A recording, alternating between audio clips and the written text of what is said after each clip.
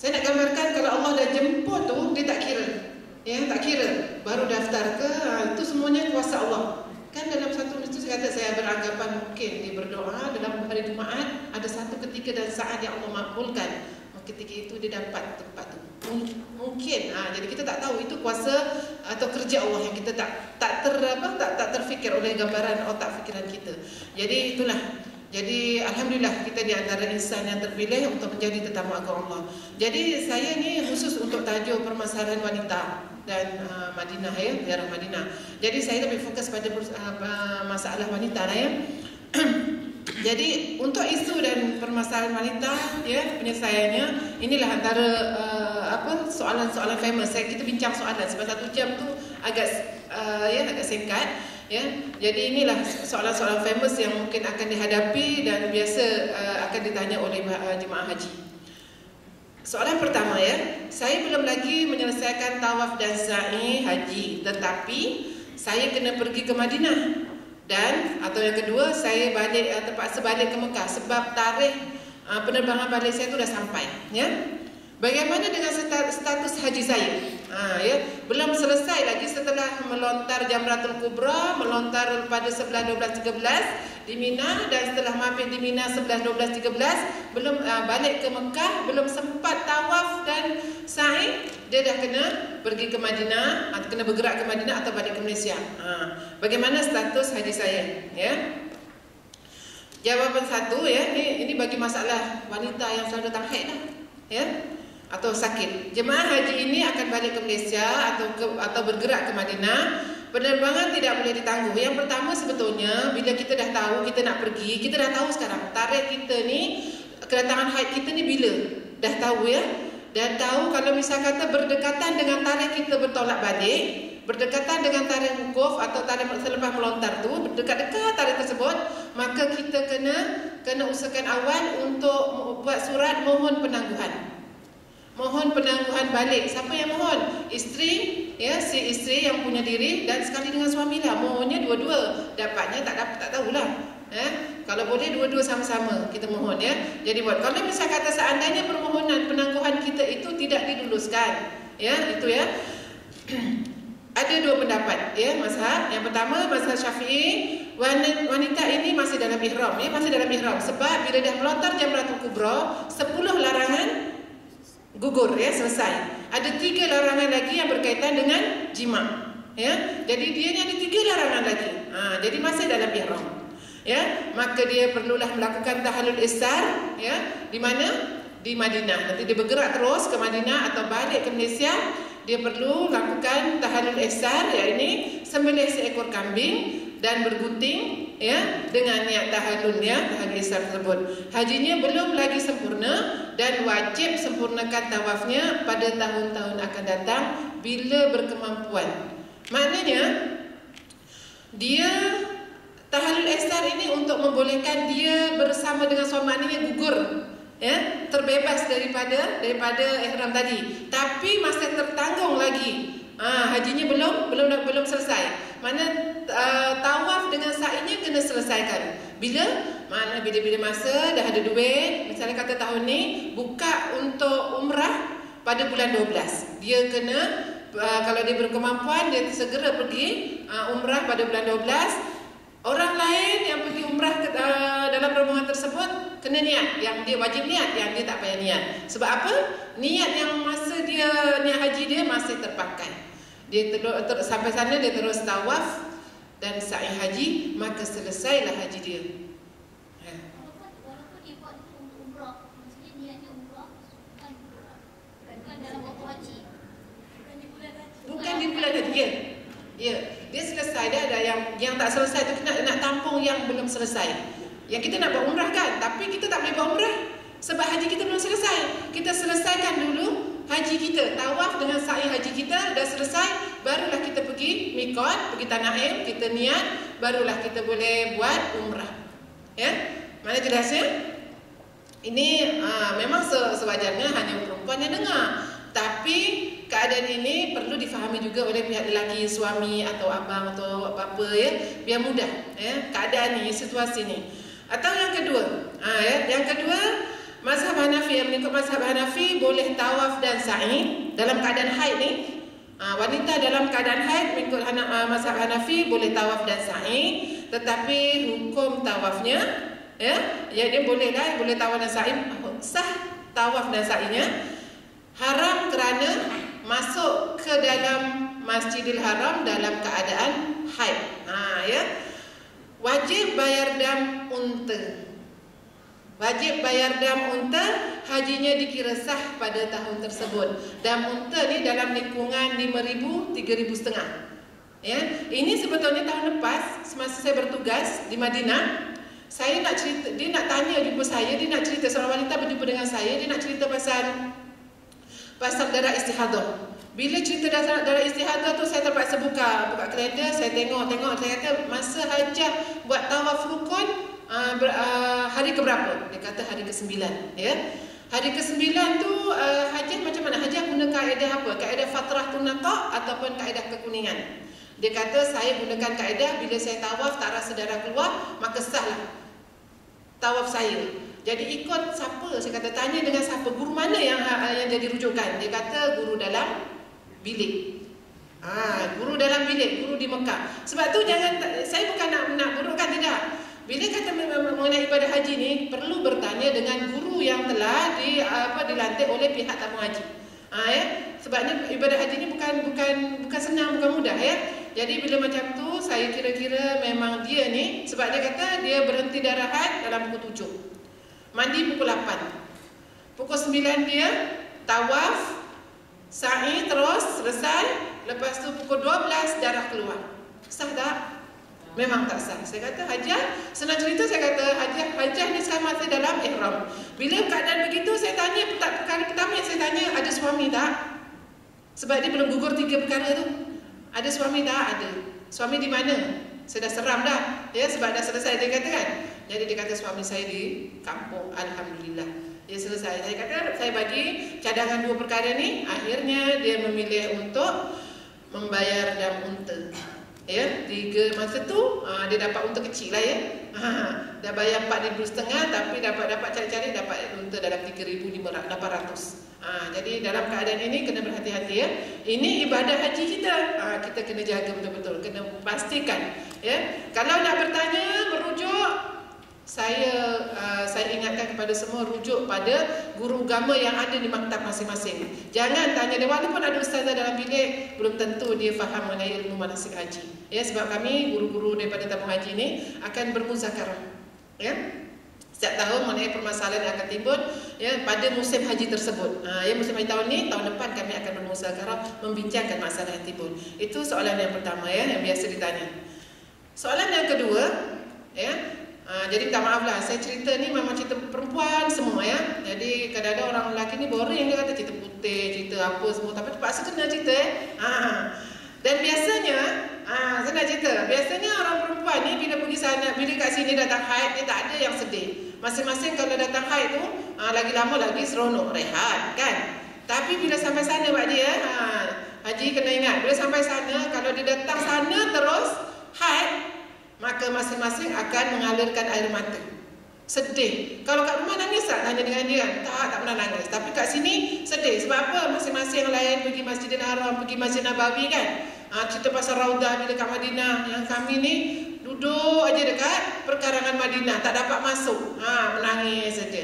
Jadi ini sebetulnya perlu peranan daripada pihak si suami, perlu memberi motivasi kepada isteri atau adik ataupun kakak. Maknanya tak pula sabar, nanti tunggu sampailah bersih.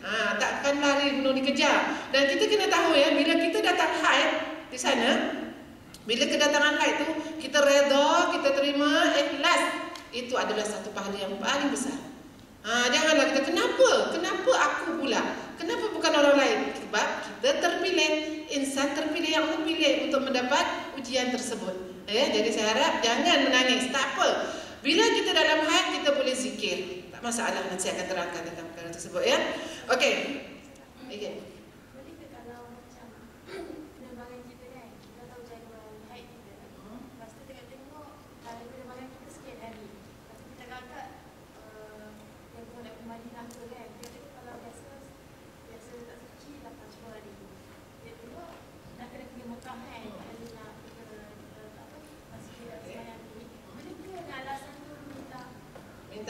minta Adjust. boleh mohon, tapi lulus tak lulus tu perkara kedua. Usahakan. Boleh. Ya, kalau nak sekarang segera mohon. Kalau tak dapat tu janganlah ni. Kita usahakan yang terbaik untuk diri kita, sebab kita dah tahu tarikh kedatangan haid kita kan. Ya, untuk memudahkan kita biar hatinya istiqomah ya. Okey. Ni setiap hari saya menghadapi masalah. Yang pertama, keputihan yang kerap keluar sama ada sedikit atau banyak. Putihan ya. Jadi keputihan tahu keputihannya. Jadi kadang-kadang orang ni kata dia tak tahu nak bezakan antara keputihan dengan sebab dia kata banyak benda yang keluar daripada situ. Ya, minta maaf lah saya bercerita mengenai Faraj ya. Jadi sebenarnya ceritanya kalau nak tentukan benda itu keputihan atau bukan, jadi kena pakai panty lainnya lah. Nak tahu kan? Jadi nak tahu keputihan atau bukan, senang cerita kalau ada benda dekat panty lainnya kita nampak benda tu ada sesuatu, kita cium. Kalau misal kata bau hancing memang confirm dah kencing kan. Tapi kalau misal kata kita cium tak ada macam bau sikit-sikit lah. Kita tarik dengan kuku kita ada benda. Tarik dengan kuku kita ada benda. Kita tarik dekat panty liner kita tu, Allah masuk. Tarik dekat panty liner kita tu ada sesuatu, mana itu adalah confirm itu adalah keputihan. Bila kata keputihan maka membatalkan wudu. Ya, itu nak kau nak tahu tu kenapa kena tahu keputihan. Ya, confirm membatalkan wudu. Tetapi kalau satu lagi, bila kita pakai panty liner, kita tarik, tak ada apa-apa, kita cium, tak ada bau, itu yang dikatakan sebagai mukosa atau lembapan faraj yang tidak membatalkan wudu. Mukosa ya tidak membatalkan wudu, ataupun air, kita pergi istinja dekat bilik air, lepas tu kita keluar, air yang lebihan tu keluar masuk ke dalam panty liner kita. Tu air biasalah ya. Jadi itu tidak membatalkan wudu. Yang membatalkan wudu adalah yang tadi yang kita tarik ada benda ya.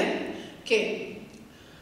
Yang kedua, sentiasa kencing yang tidak tos ya, maknanya sel-sel baul. Ini bagi lelaki dan perempuan ni ada ya, ada yang menghadapi masalah kencing yang tidak tos, kencing yang kerap tidak tos ya. Yang ketiga, keluar angin atau sentiasa terkentut. Kalau misal kata kentut daripada, minta maaf ya saya kata, kalau kita ada dua lubang belakang, lubang depan ya, kubul dan dubur. Kalau dubur tak ada masalah, dia ada benda, ada bau, ada bunyi ya kan.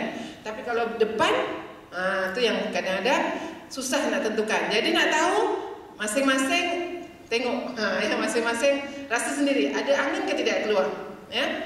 Okey ya. Jadi soalannya, tolong terangkan bagaimana saya nak menyelesaikan ibadah saya bila menghadapi masalah ini ya. Jawapannya,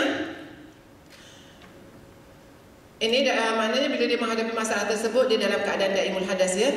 Jemaah haji yang mengalami keadaan ini masih boleh melakukan solat ya, tawaf dan ibadah yang melakukannya disyaratkan suci daripada hadas kecil. Yang dikatakan keputihan yang daimul hadas. Keputihan yang diiktiraf sebagai daimul hadas ni sentiasa keluar je. Kalau kita tawaf tak dapat 2 pusingan. Kalau kita solat tak dapat selesai dah keluar. Tu dia kata yang dikatakan kerap keluar. Tetap ya, kerap keluar. Jadi kalau misal kata keputihan ni, kalau misal kata dengan keputihan ni, kalau misal kata kita bergerak pantas aktif, mungkin menyebabkan keputihan banyak keluar. Jadi digalakkan kalau misal kata duduk itu boleh membantu kita mengelakkan keputihan keluar, digalakkan duduk sama ada solat duduk ataupun tawaf duduk. Yang dikatakan tawaf duduk maknanya duduk kat wheelchair lah. Ya. Suruh abang tolak ataupun upahlah, sebab nak elakkan keputihan tadi keluar. Sebab bukan senang-senang kita nak iktirafkan sebagai daimul hadas. Yang kencing, kalau kencing sekali itu bukan daimul hadas ya. Angin pun begitu juga, angin sentiasa keluar. Maknanya bila keputihan, kencing atau angin ya yang keluar tu sentiasa keluar, tidak ada hentinya. Maknanya kalau 2 pusingan tawaf tu tak dapat, itu baru boleh diistilahkan sebagai daimul hadas ya. Okey ya, cara wudunya bila masuk waktu solat zuhur misal katakan dah azan ya, maknanya kita pergi bilik air selepas waktu sebelum wudu, bersihkan faraj kita ya, darah atau keputihan, pakai sempal panty liner. Ini untuk angin, Saya nak tanya kat sini ada tak masalah angin? Malu nak cakap ya, tak apa. Saya terangkan terus ya. Jadi biasanya kami guru-guru wanita ni, guru wanita kita cadangkan untuk sempal. Yang dikatakan sempal tu apa? Sebab takut angin tadi keluar, ya. Bila angin tadi keluar kita bantu cadangan, bukan mesti buat cadangan. Jadi kita cadangkan untuk mengelakkan angin keluar, kita galakkan untuk sempal. Sempal ni senang cerita ambil untuk pakai toner tu yang bulat, kapas muka yang bulat. Ada orang kata yang bulat tu lembut, ada orang kata yang persegi tu lagi lembut. Mana-mana yang lembut lah, sebab Faraz kita ni bersikap sensitif ya, takut nanti dia terluka. Jadi mana-mana yang lembut, kita senang cerita. Ini Faraz kita, minta maaf lah ya, ini saya terpaksa terang. Faraz kita masukkan, kita kuat sikit, masukkan ikut keperluan. Jadi kita masukkan ya. Jadi lepas tu kita pakai panty liner, pakai seluar yang ketat yang baru ya. Dan saya selalu ingatkan pada jemaah haji, untuk mengerjakan ibadah haji ni kalau boleh beli panty yang baru, semua baru ke sana. Sebab yalah nanti yang lama-lama tu mungkin menyebabkan tak selesa kan. Kalau boleh untuk yang terbaik cari yang baru ya, beli yang baru. Okey. Ini sempal ya. Pakai pad terpulang sama ada nak nipis atau tebal ya. Lepas tu baru boleh berwuduk. Dah selesai baru boleh berwuduk. Satu wuduk untuk satu fardu dan beberapa sunat. Satu wuduk dan solat-solat sunat. Ini juga boleh dilakukan oleh jemaah lelaki yang salisul baul, yang kencing tidak tos. Ya, maknanya dia kena sempal lah, bukan sempal, kena bungkus. Ada orang tanya, Ustazah bungkus ni macam mana? Saya tak tahu bungkus ni macam mana. Yang pengalaman saya untuk perempuan ya, lelaki ada pandai-pandai lah. Ya, mana kena bungkus. Kena bungkus. Lepas tu barulah berwuduk, satu wuduk untuk satu solat fardu dan beberapa sunat. Dan tidak boleh diselangi perkara lain. Tapi kalau menanti imam tadi takbir, rakaat takbir boleh. Tapi kalau misalnya solat, contoh dekat rumah, kita dah wuduk, dah masuk waktu, kita dah bersihkan, dah sempal, dah pakai semua, dah kemas dah. Lepas tu wuduk, tiba-tiba suami kata suruh buat air. Ya, kita pun buat air. Batal ya? Kena ulang balik. Ya, kena ulang balik. Ulangnya dari mana? Dari tadi, cuci balik. Ya, cuci balik. Jadi tidak boleh diselangi dengan perkara yang lain, ya. Wuduknya untuk orang yang mengalami daimul hadas, niatnya dia tidak boleh niat nawaitu raf'al hadasil asgharillahi ta'ala, sebab tidak terangkat hadas kecil dia. Jadi dia kena berniat sahaja aku berwuduk fardu kerana Allah Ta'ala. Ya, niatnya ya. Nawaitu wudu'a lillahi ta'ala.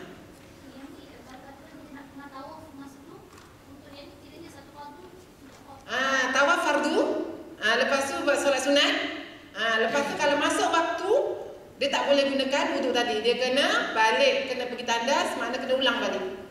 Memang agak ni lah, memang mencabar bagi yang menghadapi masalah ini ya. Tapi insyaAllah bila kita dah belajar, kita boleh buat ya. Okey, soalan yang ketiga, sepanjang berada di tanah suci, boleh ke saya melakukan hubungan jenis dengan isteri saya? Ini soalan paling famous. Ya. Adakah ianya boleh menjejaskan ibadah haji saya atau saya dikenakan sebarang dam? Ya. Ini soalan kadang-kadang ni malu nak tanya, tapi jangan takutlah. Dekat sana ni sebetulnya guru agama ada pada di tiap-tiap maktab, dan kalau malu nak bertanya, ada talian ibadah. Nombor telefon ada, telefonlah bila-bila masa 24 jam boleh bertanya mengenai masalah ibadah ya. Kalau sesat pun boleh tanya. Tu. Okey. Jawapannya, waktu dibolehkan bersama bagi haji ifrad dan haji qiran. Ya. Apabila selesai sahaja haji, sudah tahalusani, sudah tawaf dan sa'i haji. Kan kita dah pergi Mina, balik ke Mekah, dah tawaf, sa'i haji, kita bolehlah bersama. Di mana dia orang tanya saya lah. Kalau muasasah, dia ada bilik barokah, tapi jangan pula kita mengharapkan sangat bilik barokah tu, sebabnya queue. Tahun lepas anak cerita ni, ini cerita macam cerita, bukan cerita lucah ya. Dia dah pukul 11:30, dia minta kunci. Masa tu bilik semua dah penuh. Tak apa Ustazah, sampai malam ni pun saya tunggu. Sampai dekat pukul 1 dia tunggu dah merah-merah muka. Saya takut. Lain macam. Ya. Jadi ini cerita biasa. Jadi saya nak kata begini ya. Kita hendak perjalanan kita adalah menuju untuk mengerjakan ibadah haji, ya. Jadi masing-masing nak buat haji yang terbaik, dapat haji mabrur. Dan biasanya wanita ni, saya cakap wanita lah ni ya. Wanita ni dia bila pergi sana dia kata abang dengan cara abang jalan sendiri, saya dengan saya sendiri. Abang dengan kawan abang, saya dengan kawan-kawan saya. Itu biasalah orang perempuan. Itu kata kita. Kalau kita bagi arahan dengan suami kata mana boleh dalam hati, tapi dalam mulut tu dia kata takut pula nanti gaduh kan. Dalam hati aku tak reda, dosa. Ya, jadi di sana ni memanglah kita tidak tak boleh bersama dalam ihram saja, kena ingat dalam ihram. Tapi waktu lain kita boleh berjalan bersama suami, makan dengan suami. Kita mengerjakan haji ni, tanggungjawab kita pada suami tetap jalankan. Maksudnya makan memang kita tak masak kan, tapi ambil makanan, makan sama-sama di tempat yang disediakan, atau kadang-kadang berkelah dekat depan pintu bilik. Tak ada masalah lah. Jangan pula abang makan dengan kawan abang, saya makan dengan kawan saya. Nanti saya pergi masjid pun dengan kawan saya, abang dengan kawan abang. Kita ni orang perempuan ni tak bersama dengan suami, tak jumpa suami 2 minggu, sebulan pun dia seronok. Janji duitnya cukup, tak cukup duit baru dia jumpa bang. Ada lagi tak? Ya, ini orang perempuan dah biasa macam tu. Tapi mungkin bukan dekat sini lah, saya dan rakan-rakan saya kat luar tu. Ya, orang lelaki, pengalaman saya bila saya berkursus intensif dan kursus haji asas haji, saya selalu tanya, saya suka bertanya. Tapi yang kat sini tak tahulah, kat sini muda-muda selalu dia tak nak mengaku tau. Tapi saya tak tanya kat sini. Biasa bila saya bertanya, agak-agak Pak Haji, berapa hari boleh tahan kalau tak jumpa dengan isteri? Dia kata, saya kalau tak jumpa isteri, hari yang ketiga tu saya dah pening. Betul tak Pak Haji? Betul. Dia akui, ya. 3 hari pun dia dah pening, baru 3 hari. Dia kata tak dengar suaranya, walaupun kadang-kadang dah geram dengan dia, tapi bila tak dengar suara saja macam kehilangan. Ya, sebab tu kalau pergi mana-mana jangan tinggal suami, takut suami tak reda. Betul, kita dapat haji kita sah, kita melakukan ibadah haji sah. Tapi kalau suami tak reda, setiap langkah kita di sana semuanya adalah dosa. Ingat ya, kita dapat kalau dekat Madinah, dekat Mekah tu, dekat Tanah Haram, 100 kali ganda pahala satu kebaikan. Kalau suami tak reda, 100 kali ganda apa? Dosa. Itu yang kita takut tu. Itu yang akan menjejaskan ibadah haji kita, untuk kita mendapat haji mabrur. Sebab tu tolong ya, untuk isteri, kita pergi dengan suami, kita ada suami, jaga yang pertama, jaga hubungan kita dengan suami. Sebab di sana pengalaman saya, banyak di antara jemaah-jemaah haji wanita yang bermasalah sesat, yang sakit. Bila saya tanya macam-macam, dia tak ada masalah. Bila saya tanya, abang sihat tak? Abang kau tu kan, Pak Haji tu memang, dia tu memang macam-macam lah, dia sambung. Confirm ada masalah dari segi hubungan dia dengan suami. Jadi tolong jaga ya. Jadi siapa-siapa yang pergi pada tahun ini, saya ingatkan, pada tarikh pergi tadi, pergi tarikh pertama contohnya pada 27 hari bulan kita akan bertolak ya. Jadi sebelum keluar dari rumah, dia dah siap semua ni. Dah mandi sunat, mandi musafir semua ya. Sebelum keluar dari rumah, ambil sedikit masa dalam 5 minit, duduk dengan suami. Duduk dengan suami, masa tu minta maaf, minta halal dengan suami segala perkara yang kita lakukan. Kita ni memang tak rasa kita bersalah dengan suami, tapi kita tak tahu mulut kita ni kadang-kadang jahat. Ya, suami diam berisi, yang kita ni mulut macam cecek. Saya lah yang kat depan tak ada. Jadi tolong minta halal daripada suami. Walaupun kadang-kadang ni orang perempuan ni ya, dia kata abang tu kalau tak pergi kerana belanja saya, abang takkan pergi. Jangan sebut. Sebab dalam tu kena minta maaf, minta halalkan, saya halalkan segala apa yang saya keluarkan untuk keluarga saya. Dan kalau boleh kita keluar daripada bilik ini kosong-kosong. Selesaikan masalah kita dengan suami kita, supaya perjalanan ibadah haji kita daripada rumah sampai ke Kelana Jaya, sampai ke KLIA, sampailah ke sana, semua dipermudahkan. Kalau misalkan ada masalah, itu yang jadi masalah besar pada wanita, jemaah haji wanita ya. Itu yang antara hubungan dengan suami kena selesaikan dulu ya. Okey. Apabila selesai haji tahalusani, yang kedua setelah selesai umrah, bagi yang mengambil haji tamattu, yang melaksanakan haji tamattu, dia umrah ya, buat umrah dulu. Setelah tawaf, niat, tawaf, sa'i, lepas tu bergunting dah tahallul, maknanya dia dah bebas. Masa tu boleh. Yang pergi awal-awal ni masa tu boleh. Sementara menanti hari wukuf mungkin dalam 35 hari. Masa tu bila-bila masa boleh. Kalau suami berkehendak, kita kena penuhi sebab bukan dalam ihram. Carilah bilik pandai-pandai lah. Kadang-kadang suami bukan nak apa pun. Dia kadang-kadang sakit belakang, dia nak urut picit-picit kan. Takkan nak picit-picit depan orang. Ya. Jadi jangan pula ya abang mengada-ngada. Ni kita nak dapat haji mabrur ni. Ingat. Kita wajib taat pada suami, tapi kena jaga cuma bukan dalam keadaan ihram saja yang kita kena jaga ya. Tu nak dapat haji mabrur wanita senang. Taat pada Allah, taat pada Rasul, taat pada suami. Ya, yang itu yang kadang susah sangat. Tolong ya. Dan dalam 2 tahun yang kebelakangan ni, setiap tahun nauzubillah, saya bukan nak menakutkan, setiap tahun ada satu kes yang cerai talak 3. Di sana, sebab tu saya kata masalah yang di rumah, yang tersumbat di rumah tu tak selesai, dibawa ke sana. Tu yang jadi terus membesarlah masalahnya. Ya, tolong selesaikan masalah di sini. Yang ketiga, bila-bila masa bukan dalam ihram, tak kisah ya, mana boleh. Ini bagi yang melaksanakan haji ifrad dan haji qiran. Bagi haji tamattu, iaitu yang pertama setelah selesai haji umrah, dah terangkan. Yang kedua bila-bila masa asalkan bukan dalam ihram. Yang ketiga setelah selesai haji. Kalau misal kata setelah selesai umrah wajib, kita buat umrah sunat, belum selesai umrah sunat pun tak boleh. Maknanya segala umrah, jenis umrah, walaupun umrah wajib ke umrah sunat, kalau dah berniat umrah, kena selesaikan dulu, dah selesai barulah kalau nak bersama dengan suami baru boleh. Kalau suami kata tak nak, tapi isteri yang nak, suami nak penuhi tak kehendak isteri? Saya tanya ni. Ya maknanya siapa pun kadang-kadang tak adalah saya kata suami je berkehendak. Ada juga isteri yang berkehendak. Dan ada kes, ni sebab tu kena jaga ya. Ada kes, bila jemaah haji wanita ni nampak bulu pun dah nak syahwat. Bulu apa? Bulu kaki orang Arab. Dan telinga, tu nak kata dugaan. Ya, sebab tu bila kata berkehendak, suarakan.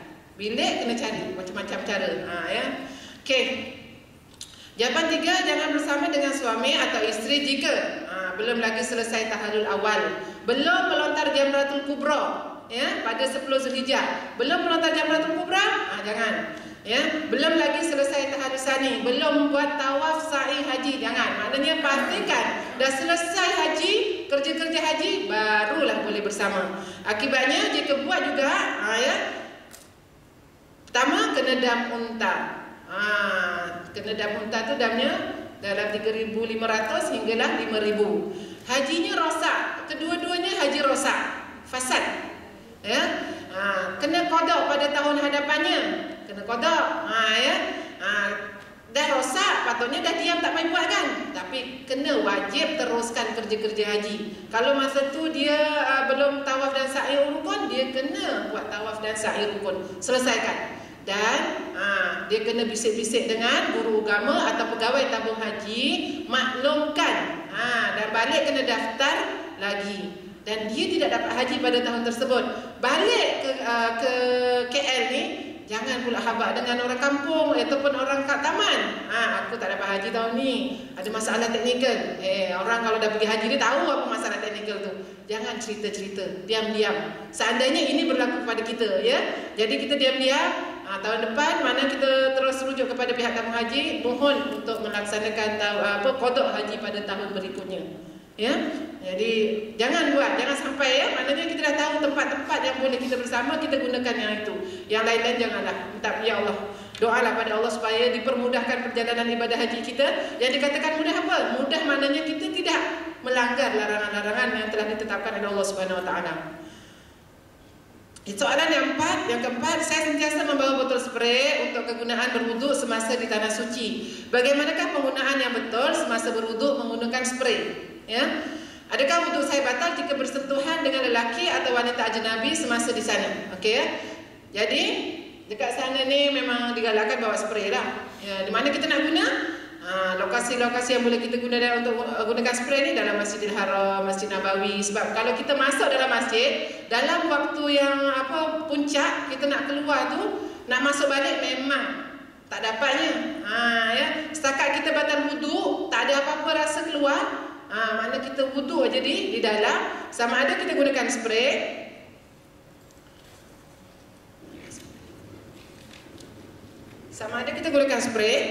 ya, ataupun gunakan air mineral, ataupun kat sana ada banyak ni. Dekat sana kan ada banyak air zam-zam. Air zam-zam tu ada cawan kertas tu. Ni boleh guna. Kalau tak ada spray tertinggal kat Malaysia. Dah iyalah beli spray kan. Tiba-tiba dah kemas tertinggal juga. Jangan gaduh dengan suami sebab spray. Ada. Itulah abang menyalah-nyalahkan, tak apa. Kalau dah tertinggal, diam. Kunci. Saya kata macam tu sebab apa? Saya lah orang perempuan ni. Ya Allah, suka banyak bercakap. Selagi tak keluar tu, kata orang tak puas hati nak cakap juga. Kalau benda tu rasa tak perlu, jangan cakap ya. Mana kalau dah tertinggal, diam. Dekat sana banyak alternatif. Sebab setiap kali kita makan, kita akan dapat air botol mineral. Kita minum airnya, botolnya kita gunakan. Ya. Ataupun kalau tertinggal botol pun jangan gaduh dengan suami. Suami jangan marah isteri. Tertinggal botol tu lah kau. Lambat sangat. Itu ini pergi bilik air sampai 2-3 jam. Yalah orang perempuan biasalah kan. Orang lelaki terus saja kita banyak benda nak ni kan. Tu hakikatnya ya. Kat sini tak rasa tau. Kat sana besok terasa. Ya. Lepas tu kalau tak bawa botol mineral, dekat perkarangan masjid tu banyak air zam-zam kita gunakan. Ya. Jadi sekarang ni masalah nak gunakan spray. Ada orang kata nak gunakan spray ni senang aja saja. Sembur aja. Tapi kita dah tahu syaratnya macam mana ya. Jadi siapa nak tolong saya ni jadi buat demo? Siapa yang muda-muda tu boleh lah. Bukan saya kata tak boleh yang tua, kesian pula saya bully yang tua pula kan. Saya bully. Saya minta tolong yang muda-muda. Ada nak tolong? Kalau misal kata ni nak jadi model saya ni, kalau misal kata dia jadi model, yang lain faham, ya, pahala besar. Nak dapat pahala besar. Okey. Okey, rukunnya sama ya, rukunnya sama. Okey, rukunnya sama. Okey, cuma ni rukunnya sama. Okey, cuba ni niatnya sama. Pertama niat, kedua membasuh muka. Sama ada nak spraykan terus kat muka ataupun kat tangan. Ada dua cara. Haji nak buat apa? Kat tangan ke? Tangan. Tengok spraynya ni kan, dia dah banyak kali jalan-jalan, jadi dia ni tengok. Saya spraykan ya. Nak banyak pula, tak payah 2 kali, kita tak payah 2 kali. Tak payah 2 tangan. Okey. Nanti. Okey, dah nampak dah berapa titik? Lebih daripada 3 titik kan? Okey, boleh gosok. Atas terus muka. Okey. Dia kena. Okey. Tangan kan? Terus pusing sampai kita puas hati. Berapa kali ni? Tak kisah. Yang penting jangan angkat tangan. Ni. Sekurang-kurangnya 3 titik. Buat. Terus. Pusing sampai bawah dagu, sampai atas semua anggota muka kita. Okey. Ataupun macam ni. Satu lagi. Kita menolak kan? Cara lagi macam ni. Nampak tak? Berapa titik? Lebih 3 titik. Okey, terus? Okey. Spray di atas je. Spray di atas terusnya. Ini boleh buka, tak kisah. Sini, hidung. Yang penting lebih 3 titik. Sekurang-kurangnya 3 titik. Tangan macam mana boleh tak? Esok tak ada orang bantu tau. Buat sendiri. Esok isterinya jauh, dia marah. Ya Allah, dia kata macam mana? Sana sikit. Okey. Tangan kanan dulu ya. Okey. Ada 3 titik tak? Ada tak? Okey. Terus sampai ke belakang, terus tarik ke belakang. Ke belakang sini. Terus anggota wudu. Pusingkan banyak kali pun tak apa. Sampai kita puas hati. Dalam celah-celah jari. Dah puas hati baru berhenti. Ya. Ada ke ke kata terus basahkan seluruh anggota badan, anggota wudu, tak ada kan? Meratakan air. Ya. Okey, itulah. Tapi orang Malaysia ni kalau tak satu mandi saya akui, ya, biasa macam tu lah. Okey. Dia kata selagi tak basah semua tu macam tak sempurna ni wudu kita. Biasa dah kebiasaan, tapi bukan macam tu syaratnya, okey? Kalau kita buat sekali memadai, Sekali memadai, 3 kali sunat. Dalam keadaan macam tu kita buat sekali lah, tak apa. Okey. Ni apa ni? Menyapu sedikit air di kepala. Nanti kejap. Ni tengok, dia pun dah ni. Okey. Dah lebih sedikit dah. Tarik terus ke belakang. Okey dah. Kaki? Macam mana nak buat kaki? Pakai stokin boleh tak? Bukanlah. Nanti kau masing-masing nanti wudu menggunakan air sedikit, menggunakan apa stokin kan? Kita kalau buat demo betul lah. Saya takut nanti yang tak betul tu dia ingat. Okey. Macam mana duduk kan? Duduk je. Okey. Berapa titis? Gas, okey. Bawah, semua, celah-celah semua. Ulang. Sampai puas hati. Dah niat tadi kan? Okey. Puas. Dah puas dah? Ke sebelah. Dah berapa titis dah? Lebih 3 titis. Dah. Jangan masa ni dah tua. Dia dah ni. Cari spray baru. Okey, belakang, bawah, celah-celah. Okey. Dah selesai gunakan spray. Ini satu lagi demo ni. Ada orang kata, Ustazah, nak wudu gunakan air satu gelas Ustazah. Ya Allah, mana boleh? Tak boleh dia katakan. Ni, nak suruh. Cuba wudu gunakan air segelas ni. Jangan banyak sangat tau, nanti basah. Muka dulu lah. Mertua ada kat sini tak? Mertua ke ni? Kepala dulu, muka dulu. Macam biasa. Itulah kalau depan orang. Padahal dia biasa dah. Ya. Dia tengok. Okey.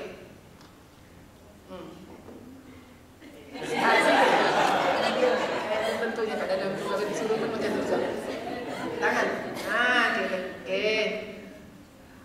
Tak apa, pahala besar ni untuk memudahkan perjalanan ibadah haji. Haji mabrur. Sudah. Okey.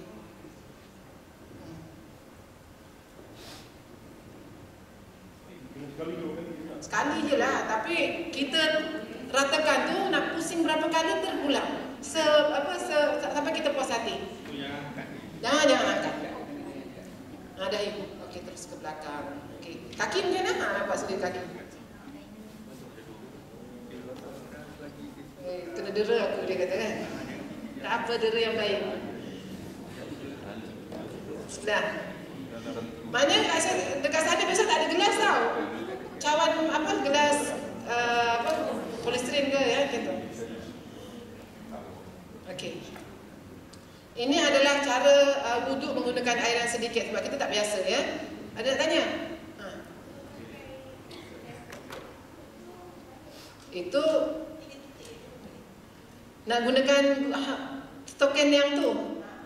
Ada? Boleh. Kalau stokin kulit, kita buat tapak ni. Tapaknya. Ratakan tapaknya. Okey, di mana kita nak ni? Nak buat? Mana kita nak lokasi mana kita nak lakukan untuk gunakan ni? Dalam Masjidil Haram, dalam perjalanan daripada Jeddah ke Mekah, daripada Jeddah ke Madinah, ya. Di Arafah, Muzdalifah, Mina. Ya, mana ini kita boleh gunakan kaedah ini sebabnya keadaan tu dalam keadaan kesesakan, ya. Mana ni? Sekurang-kurangnya 3 titis ya. Anggota wudu sama dengan anggota yang biasa. Soalan yang seterusnya tadi, boleh tak? Batal tak? Dia persoalannya. Adakah wudu saya batal jika bersentuhan dengan lelaki atau wanita ajnabi semasa di sana? Batal tak? Kalau kat sini memang batal. Hukumnya memang batal. Pendapat yang masyhur ya memang batal ya. Tapi bertukar kepada pendapat Syafi'i yang marjuh ya. Jadi atas kerana masalah musyaqqah ya, iaitu tidak batal wudu jika berlaku persentuhan lelaki dan perempuan tanpa syahwat. Ya, tanpa syahwat dalam musyaqqah dan hadas seperti kesesakan di tempat tawaf. Maknanya kalau misal kata tidak naik syahwat, maka tidaklah batal. Siapa yang batal? Siapa yang naik syahwat tu yang batal. Kadang-kadang bukan kita jangan tumpukan pada suami kita tidak. Dalam keadaan kita berjalan, kita duduk tu, tiba-tiba ada tangan orang Arab melekat dekat pipi kita. Dia jalan lambai-lambai. Ini biasa ni. Dia macam jemaah haji lelaki kan, dia tawaf tak pakai stokin kan. Yang orang Pakistan perempuan tu pun tak pakai stokin. Dah terpijak. Kalau seandainya batal, agak menyusahkan ya. Jadi ini adalah satu kemudahan ya. Jadi pendapat ini boleh digunakan pakai ketika bermula dan keluar bangunan penginapan, seterusnya hingga ketika di dalam Masjidil Haram. Yang kedua, ketika berada di keadaan musyaqqah seperti menaiki pesawat atau bas sepanjang tempoh mengerjakan haji dan umrah sahaja. Pergi China, pergi Amsterdam tak boleh. Ya, ini hanya khusus untuk haji dan umrah sahaja. Sah diguna pakai untuk tawaf dan sebagainya selagi wudu tidak terbatal menurut mazhab Syafi'i. Contohnya terkentut, keluar sesuatu daripada kubur, ya, maknanya masih lagi berwudu. Setakat tersentuh, maka tidak batal ya. Jadi siapa yang ada orang tanya, Ustazah syahwat tu macam mana? Kalau nak dara tu selalu saya susah nak cakap. Yang selalunya terasa sedap lah, sesuatu yang tak tahulah macam mana, tahu sendiri ya. Itu benda-benda subjektif yang tahu yang punya diri lah ya. Okey, soalan 5, bolehkah jemaah haji wanita solat Jumaat sama ada di Mekah atau Madinah? Jawapannya, hukum asal tidak wajib solat Jumaat tersebut. Jika mereka solat juga, hendaklah duduk di kawasan yang ditetapkan. Jadi dalam Masjid Nabawi itu ada tempat yang ditetapkan ya. Setelah selesai solat Jumaat, wanita tidak perlu solat zuhur. Kalau ada kemampuan, kalau masa jauh lagi waktu wukuf ya di Masjidil Haram, rasa mampu nak pergi, pergilah. Tapi kalau waktu dah dekat-dekat nak wukuf, memang tidak digalakkan ya. Di Mekah situasi masing yang sesak, maka jemaah haji wanita eloklah solat di dalam bilik atau di surau hotel masing-masing. Ya, jadi jemaah haji lelaki kadang-kadang ada di pelik-pelik kat sana. Bila hari Jumaat, hari lain dia taklah wajibkan isterinya ikut dia pergi sembahyang di masjid, tapi hari Jumaat nak solat Jumaat, dia kata jom pergi. Nak pergi tak? Nak pergi tak jemaah haji wanita ni? Dia ajak sembahyang Jumaat, hari Jumaat. Nak pergi tak? Suami ajak ni. Tak pergi, dia dah ajak, nanti marah pula kan. Nanti tak dapat pula haji mabrur kan. Ikutlah suami. Tapi kena ingat ya, bila sampai sana, sebab pengalaman saya ada seorang jemaah haji wanita yang berumur 75 tahun bersama saya. Suaminya ajak, saya kata tak payah dah haji. Dia cakap dengan suami, ini dah seminggu lagi nak wukuf. Orang terlampau ramai. Bila hari Jumaat, orang tempatan semua keluar. Sebab nak menaikkan sembahyang Jumaat. Jadi masa tu memang terlampau padat. Jadi dia kata tak apalah, abang haji dah suruh ya. Tak berani nak cakap dengan abang haji. Orang perempuan ni sebahagian dia tak berani nak cakap ya.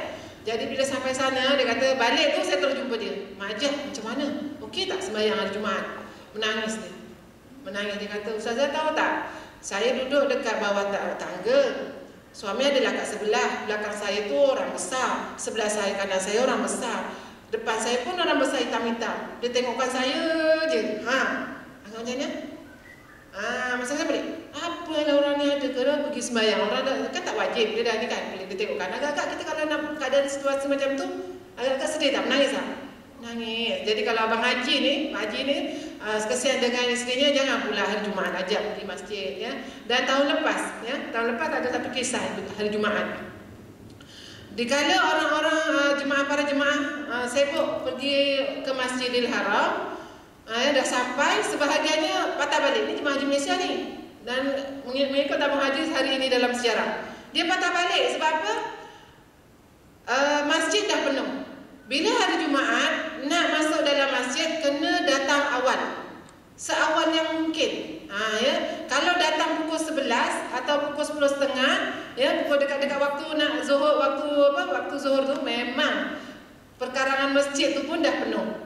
Ya, jadi bila kena dapat sembahyang di perkarangan masjid, Tahun ni pun panas macam tahun lepas. Panas terik. Jadi dia tak tahan, akhirnya bangun masing-masing pakat jemaah haji dari Malaysia ni balik ke hotel, sembahyang dekat hotel. Boleh? Tak boleh ya.